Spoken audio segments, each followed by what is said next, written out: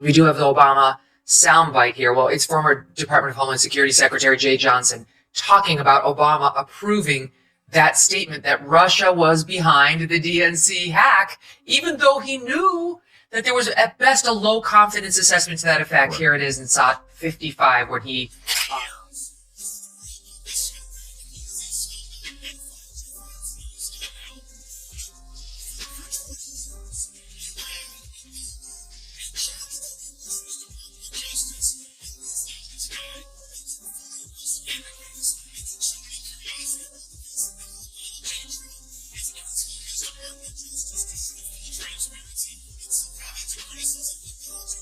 Picture this. Jay, Dee, Vance, and Megyn Kelly are waiting with smirks, ready to swing their metaphorical sledgehammers, while Barack Obama steps in like he's still the star of the homecoming dance.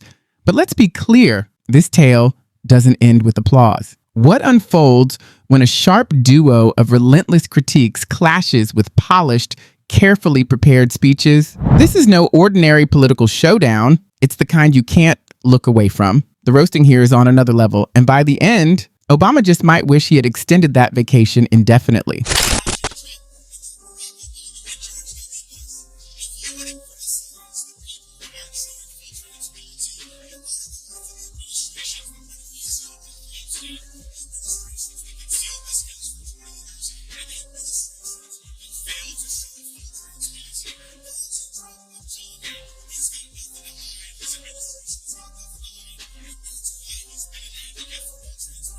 the intelligence that had been given to Obama was low confidence, and then somehow Obama interferes and we wind up with a high confidence assessment that they did this, and it does not appear any additional information was received to change it from low to high.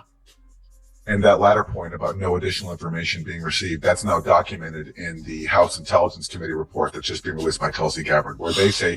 You've heard it before. If you're enjoying this video, don't forget to hit the bell icon and subscribe. Meanwhile, Barack Obama is still moving across the floor like he never gave up the crown of prom king. But here's the twist. It's 2025 and the music stopped long ago. The disco lights are gone, yet he spins on in slow motion as if the spotlight still calls the shots. The real problem? More and more people are starting to see that the tuxedo look doesn't quite shine the way it used to. Did you see the post he put out to celebrate her birthday? Yeah. Was it her birthday or their anniversary? Chose the least attractive photo of her that's ever been released. I mean, this is just wrong. Michelle Obama can look very nice in a photograph. This ain't it. She's got the kerchief on her head. They're about 20 feet apart in this intimate dinner. And he looks great. This is classic, right? Like, he's like, this is a great picture. He's got the 1,000-watt smile. And she looks terrible. Why would he do this? The only two who have managed to cut through that carefully polished illusion are Jay, Dee Vance, and Megyn Kelly. They didn't just question Obama's image. They tossed his golden halo straight into a blender and pressed start.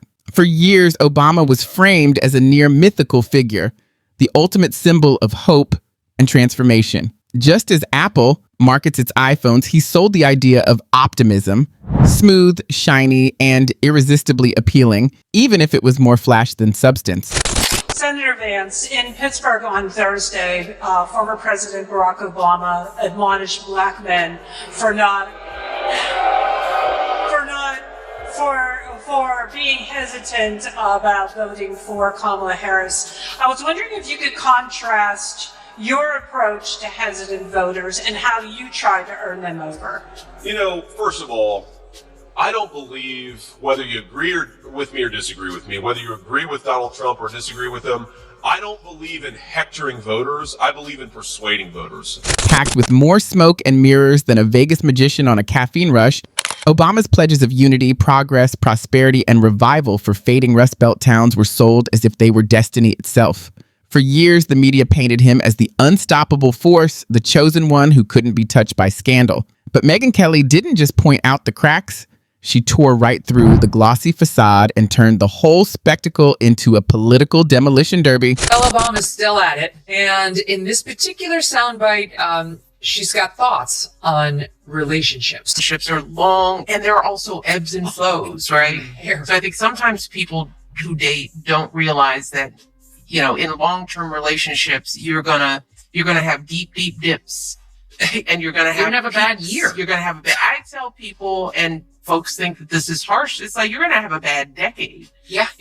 I mean, I've been married to my husband for 30 plus years. Megyn Kelly's first strike always lands on the media's obsession with treating Obama's PR machine like it was divine. Think about it. His sneezes were framed as thoughtful reflections on healthcare, and every mistake was spun as a humble gesture. If he tripped on the stairs, they claimed even gravity was paying tribute. But once Kelly downs her coffee, she tears that narrative to pieces, calling out how the press wasn't just covering Obama, they were canonizing him.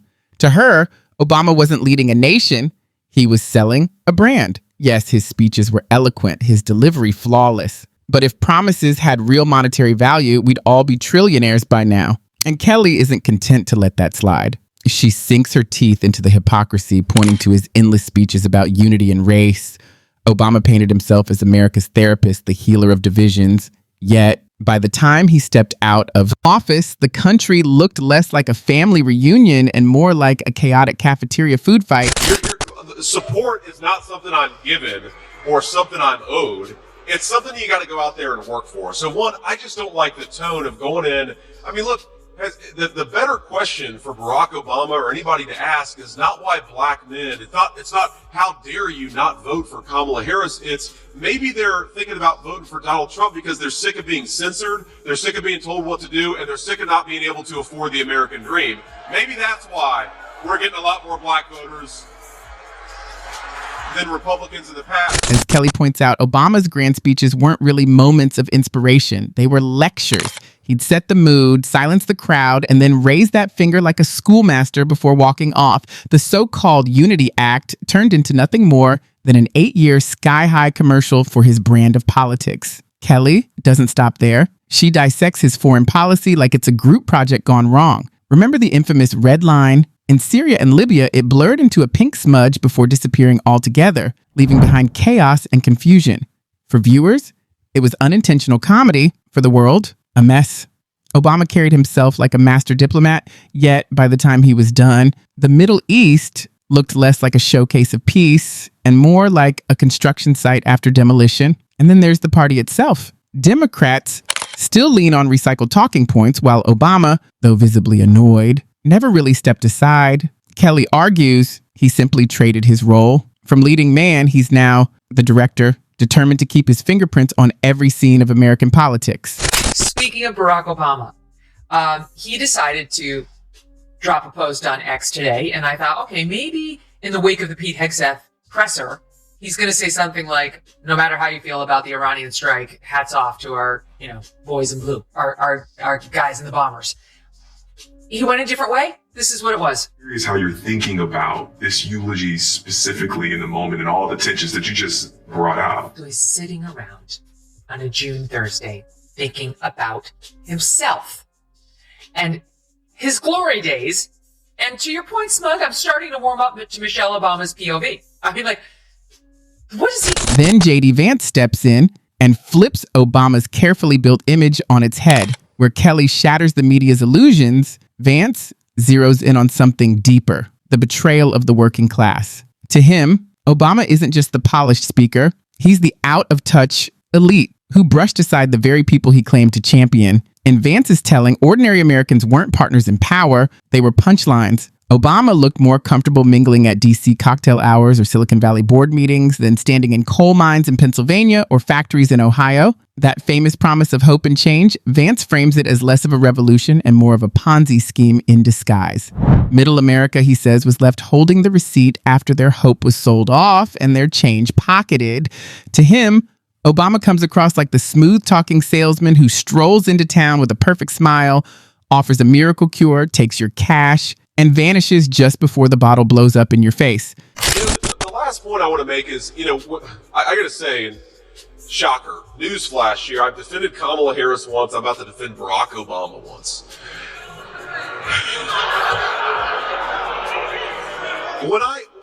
So set to the side the hectoring and the tone of Obama when he went in and talking about black voters, like whatever, obviously I just criticized that. You know what I was watching him talk? You know what I thought to myself is, agree or disagree, and obviously I disagreed with about 99% of what he did when he was in office, he had substance and Kamala Harris does not. The packaging was flawless: unity, transformation, optimism, and the promise of doing whatever it took. But behind that glossy branding were shuttered storefronts and workers left wondering how they had been so thoroughly misled. Vance, though, doesn't stop at the economy. He digs into identity politics, Obama's signature move. Instead of bringing Americans together, Vance argues, Obama carved the nation into carefully measured voting blocks. Like a mathematician of division, he split voters into neat slices of a pie chart, making sure none overlapped. Elections became less about fixing problems and more about fueling grievances, a divide and conquer strategy perfected under his watch. The most striking part, Vance says, is that Obama didn't even have to stick around to keep the divisions alive. They spread on their own. His influence lingers like a professor who refuses to vacate the lecture hall, shaping the Democratic Party long after he left office. Biden's decisions, Vance insists, still carry Obama's fingerprints, and that's where this tag team works so well. Kelly dismantles the polished PR machine that turned Obama into a media darling, while Vance shows how that branding translated into broken communities. Together, they strip away the aura and recast Obama as the smooth-talking salesman who handed you a car without an engine, then told you to admire the shine of the hood ornament for inspiration. More fuel on the fire that there's a potential, maybe a divorce or some sort of rockiness going on in the Obamas' relationship. They both posted these mirrored, very choreographed Valentine's Day messages on X, but he was just seen at an LA, the basketball team, the Clippers, thank you, game without her. And then on Tuesday, he was spotted eating out at a fancy dinner in Sherman Oaks with both daughters, Malia and Sasha, but again, no Michelle. Megyn Kelly has a knack for pulling back the velvet curtain to show that the wizard isn't all that dazzling. Strip away the fog machine and what you see is just another aging politician. Obama mesmerized audiences with speeches that sounded as if they'd been typed out by angels in the clouds, striding across stages with the swagger of a rock star. But Kelly's main point cuts deeper.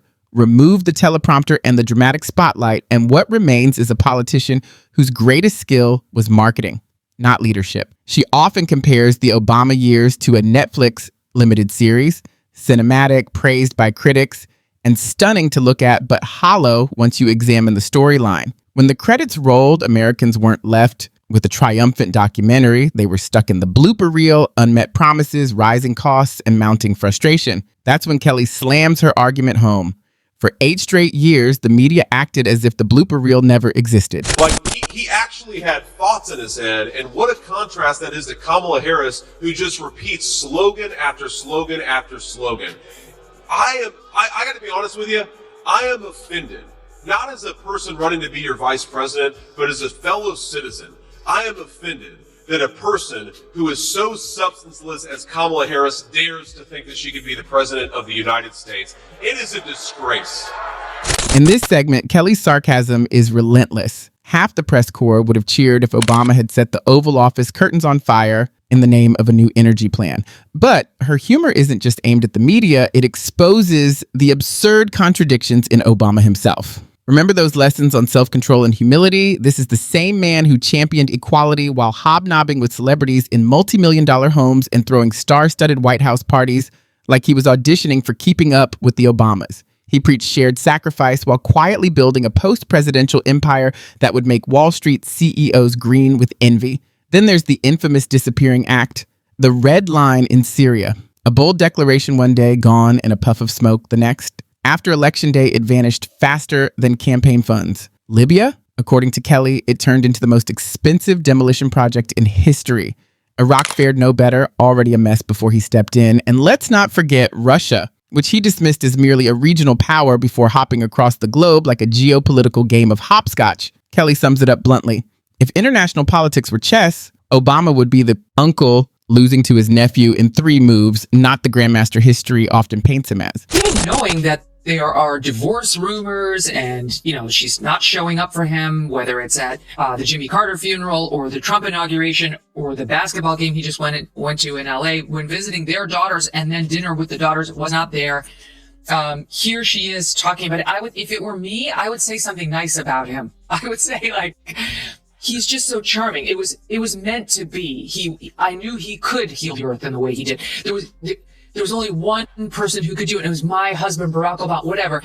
Then she gets on to talking a little bit about him personally, and this is how that's... But this is the part of Kelly's critique that really sticks. Obama isn't just a passing trend.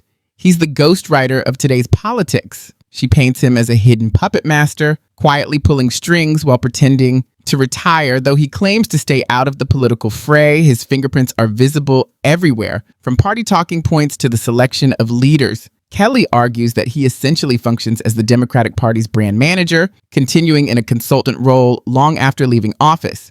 It's as if half of Biden's speeches were edited in Obama's basement, filled with the same overt party strategies. To Kelly, Obama is more than a former president. He's a shadow that lingers no matter how brightly you try to shine a light. His influence can be more destructive than visible attacks because it's calculated and personal. For Vance, Obama is more than a political figure. He's a member of the elite who treated mainstream America like a sociological experiment. He promised struggling communities in Ohio, Pennsylvania, and Michigan that their voices would finally matter. And it was that wave of optimism that carried him to power. I'm going to tee it up with this soundbite from the vice president who gave an interview to the Gateway Pundit and said as follows. The only thing the far left really responds to is power. The thing that they're actually going to be responsive to is the recognition that there are consequences on the other side. If they get off scot-free, if they're never investigated, if they're never prosecuted when they violated the law, then they're just going to come back and do the exact same thing again. There are a few different ways, of course. So it's the big tech companies that were censoring conservatives. They've got to know that's not going to be allowed, and there are going to be consequences for it. The banks, the president is really preoccupied with this, and rightfully so. And of course, you've got to pay the lawfare back in kind. You've got to say to the Comeys and the Brennans of the world, of course, you got to follow the law. You can only prosecute people when they actually broke the law, but we know that a lot of people broke the law. In the end, those same communities looked like the set of a post-apocalyptic film without the Hollywood paychecks. Vance emphasizes that Obama didn't just fail them, he actively dismissed them. He vividly recalls Obama's ironic remark about people clinging to their customs and traditions, not a slip of the tongue, but a clear acknowledgement. To Obama, the working class weren't the backbone of the nation. They were obstacles to the transformation he envisioned. This is where Vance's sarcasm hits hardest. While America looked flawless in latte-fueled tech hubs like Brooklyn Lofts and San Francisco, towns like Dayton seemed to fade into ghost stories, their factories shutting down. And Obama didn't even need to remain in office for these divisions to continue. They took on a life of their own, roaming like political Frankenstein monsters long after their creator had left the stage. Together, Kelly and Vance weave a striking narrative. Obama emerges as the brand, the betrayer, the illusionist, the elitist. Vance exposes the real-world damage to communities, while Kelly uncovers the media's role in spinning the fiction. In the end, Obama was more than a president. He ran the most effective marketing campaign ever for a product that ultimately failed.